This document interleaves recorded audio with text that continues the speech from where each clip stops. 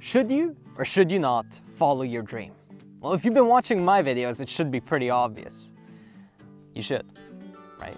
I mean, it's your dream. It's what you want. And what's a life that's unlived? What's the point of even living if you're not going to do the things that you actually want to do? Just to get through the work week and finally have the weekend so that you can relax? You're relaxing from the life that you don't even want to live. Take the risk, take the leap, follow your dream, right? But it's not that easy. Should you follow it or not is the simple question. How do you follow your dream is the difficult part. Because first of all, when you try to follow your dream, when you try to go after what it is that you want, when you try to actually accomplish your goals, and you try to make your dream into a reality, there will be a million roadblocks. And I just want to go over the most important one that basically kills 99% of dream chasers. The people that actually try to pursue their goals get stopped in their tracks by this one thing. The people around you, the online gurus, the mentors, your family, friends, they will say, don't. It's unrealistic. You will probably not make it. You probably don't have the skills and you don't know anybody that can show you. So just give up while you still haven't even put any money, time, effort into this. And this is the worst piece of advice in the world. I mean, you should go get a safe job because, well, it's safe. You should not follow your dream because it's risky. Life is risky. Let me give you a clue on how risky life is from one of my favorite teachers of all time, Jim Rohn. Life is so risky that you're definitely not going to get out of it alive. That's the kind of business we're in here, okay? You're not going to survive. Forever, at least. You're going to survive for a while. I don't know how long. Can't even guarantee you a number. Can't even tell you when you're going to die. Which should put even more urgency on us. But no. We don't do it anyway because, well, yeah, I know I'm going to die, but still, right? We crave comfort. We want to be safe.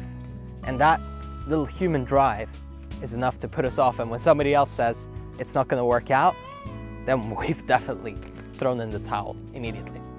But let me present to you an interesting paradox that might help you think much more clearly when you're making the decision and when people are putting the pressure on you and telling you that, hey, you shouldn't do this. Think about this. What is the purpose of life? Just think about that question. What's the purpose? What's the point of all of this? I mean, look, it's beautiful, right? It's beautiful. What's the point of all this? What's the point of us? Why are we here? Well, my favorite way of looking at it over the past few years, the philosophy that I've developed and that's really helped me thrive in my life is very simple. The purpose of life is to find your life purpose. But let's go even deeper than that.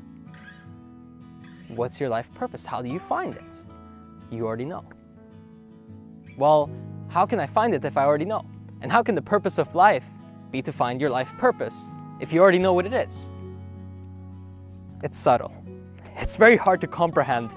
And the problem is that we try to use our logical, conscious brains to understand something that's so far beyond what our conscious mind can comprehend that it just creates havoc and problems and despair, and it just puts us in a situation where we really can't win because we're defining this game of life, which is a circle, by trying to put it in a square.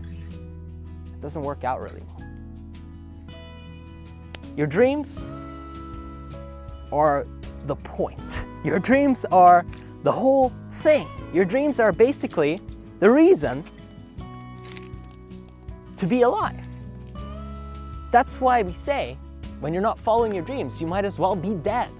Because you're not happy, you're not fulfilled, and you really can't do the things that you want to do anyway. So what's the point? But for me to be able to explain this to you in a really easy and digestible way, I'm going to use a simple analogy. think about the earth and think about how these rocks appear. Think about this water right here. Think about it. All of this, it's coming up from the earth, right? Well, just like an apple tree produces apples, the world peoples. It creates people. This is something from Alan Watts. It's a great philosophy and I love it because it really puts into perspective how we're here as a result of this planet, not some kind of significant creature that just appeared. We were created from this earth. And whether you believe in God or not is not the idea. Because even if you believe in God, then God created the earth and then created us, and we're part of this. We're put here, right? Or we grew out of it, whatever your philosophy is, whatever your religious beliefs are. And I don't mean to offend you in that, but what I want you to understand is that all of this is a result of this planet. And your ideas, even your conscious mind, this mind that's trying to go out there and try to understand the universe, is a product of this. Just like the rocks, just like the water, just like the seaweed, it's gone very dry. We are all a product of this. And what we try to do is make ourselves beyond it. And what we try to do is fit into this society that's trying to teach us and tell us how we should live, what we should do, when in reality, you are already one with all of this. That's the significance. You already are your dream. You're part of this. It's one. And if you can understand that, you can understand how a seed grows into a magnificent plant or a tree. In the same way, that dream that you have deep inside of you is a seed.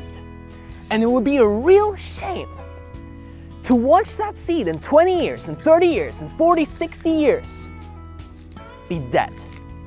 Because you didn't take the time to water it, you didn't take the time to look after it, you didn't take the time to actually nourish it, and so it went ahead and died.